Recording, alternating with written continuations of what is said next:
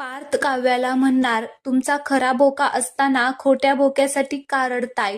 नमस्कार प्रेक्षकांनो, आपल्याला पाहायला भेटतं की रम्या आणि वसू आत्याने इकडे जो काही टेडी बिअर होता काव्याचा, तो आता कापून टाकलेला आहे. जो ती त्याला बोका म्हणत होती तो कापून टाकलेला असतो.